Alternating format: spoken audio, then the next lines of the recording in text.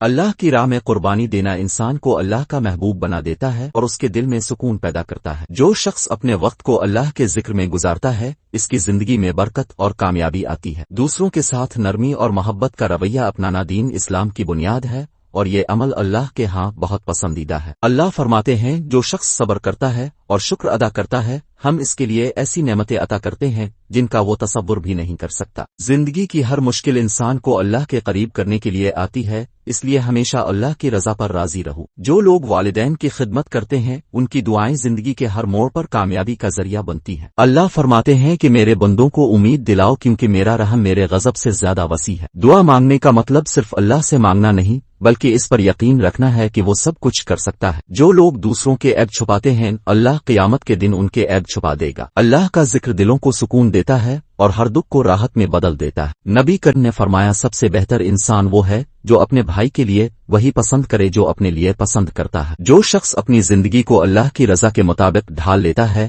اس کی دنیا اور آخرت دونوں کامیاب ہو جاتی ہے۔ نماز کو وقت پر ادا کرنا، سچ بولنا اور حلال روزی کمانا اللہ کی خوشنودی حاصل کرنے کے بڑے ذرائع ہیں۔ اللہ کے راستے میں کیے گئے چھوٹے چھوٹے نیک اعمال آخرت میں بڑے انعامات کا ذریعہ بنیں گے، اس لیے ہر نیکی کو اہم سمجھو۔ علم حاصل کرنے والے ہمیشہ بلند مقام پاتے ہیں کیونکہ علم دل اور روح کو روشن کرتا ہے۔ کامیاب وہی ہے جو وقت کی قدر کرتا ہے اور اسے ضائع نہیں کرتا۔